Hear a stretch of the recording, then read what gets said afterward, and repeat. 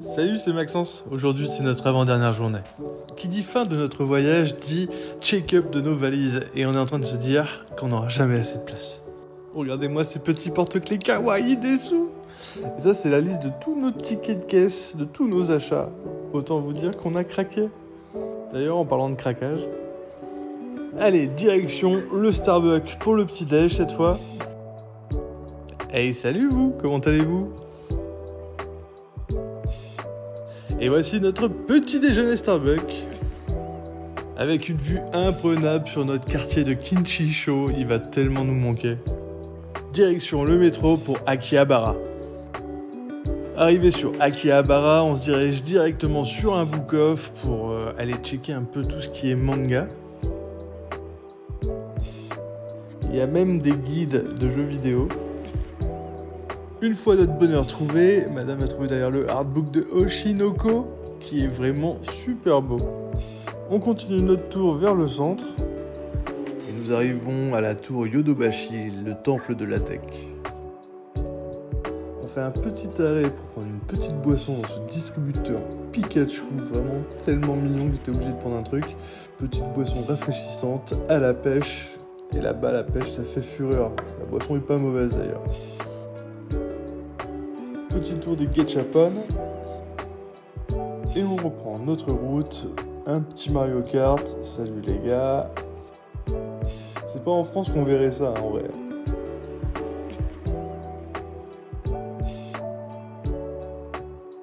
Et voilà dans l'antre de Akihabara et ce fameux gigot, ce quartier emblématique.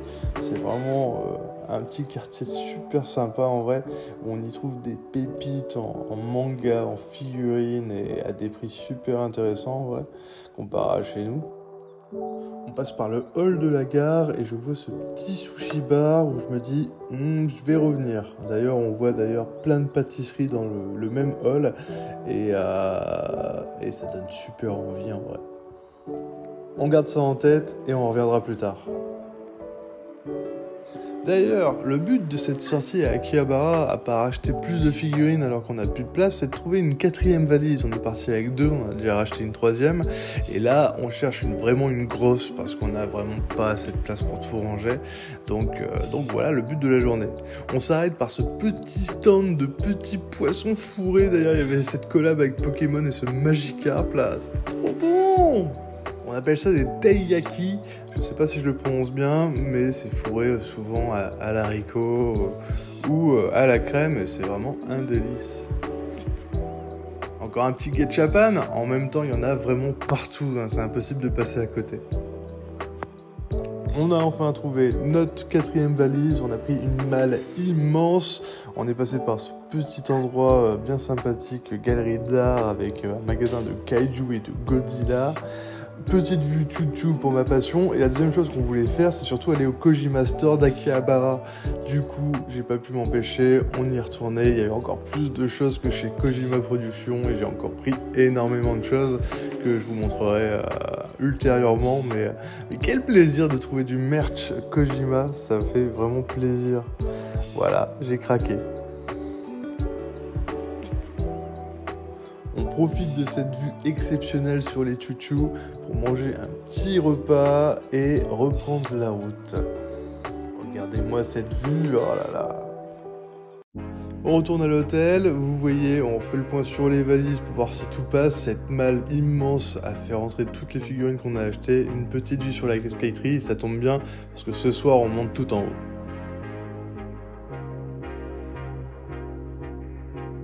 Oui, cette tête de on veut pas partir et profiter à fond. On est vraiment tombé amoureux du Japon, donc direction la skaterie dans notre petit quartier de Kinchisho. J'adore ce quartier, vraiment c'était super classe. On se rapproche de plus en plus de la skaterie et let's go. On avait rendez-vous pour monter tout en haut, on était carrément à la bourre, mais finalement c'est passé. Donc on monte à l'intérieur d'un ascenseur, il faut savoir que c'est l'ascenseur le plus rapide de Tokyo, du Japon même ils disent. Donc on monte à 350 mètres, qui est le premier stade pour avoir une vue panoramique sur tout Tokyo. C'était vraiment magnifique, vraiment si vous êtes dans le coin, si vous voulez vraiment avoir une vue vraiment élevée de Tokyo. D'ailleurs, on voit notre hôtel ici. Le Tobu, il est là avec cette vue magnifique qu'on a tous les jours. Et vraiment, c'est un truc à faire. Maintenant, on prend un second ascenseur pour monter encore plus haut, 450 mètres. Et là, on est au point vraiment le plus haut de la Skytree. Et on a une vue encore un peu plus impressionnante encore qu'en bas. Pour monter en haut de la Skytree, ça coûte à peu près 40 € pour 2 personnes, donc 1 € par personne. Mais si vous voulez vraiment avoir une vue panoramique, c'est vraiment un des endroits où vous pouvez aller avec la tour de Tokyo, la mairie, etc. Et on n'aurait pas pu tomber mieux qu'à ce moment-là, le timing est juste parfait pour avoir un orage sur Tokyo. On y voit tous les éclairs, etc. La vue, elle est imprenable, c'est juste magnifique. J'ai essayé de capturer des images, c'est pas si évident que ça pour avoir le bon timing avec les éclairs, mais la vue était extraordinaire, vraiment. On redescend de la tour et on a notre premier orage, notre première pluie sur Tokyo. La vue, elle est vraiment super classe en vrai. On décide d'acheter des impairs, je voulais repartir à l'hôtel à pied, mais finalement on a pris le métro. Mais c'est vrai que Tokyo sous la pluie, avec tous les reflets, des lumières, des enseignes, etc., c'est vraiment super classe. Vous voyez ? Tokyo sous la pluie, c'est quelque chose vraiment à faire parce que c'est une dimension différente. Quand il fait beau, vous avez tous ces reflets, c'est vraiment classe. On est fatigué, donc on décide d'aller au Burger King qui est juste en face de l'hôtel et de rentrer dans la chambre, fignoler nos valises, manger un bout et se reposer pour le grand départ. Je vous dis à demain.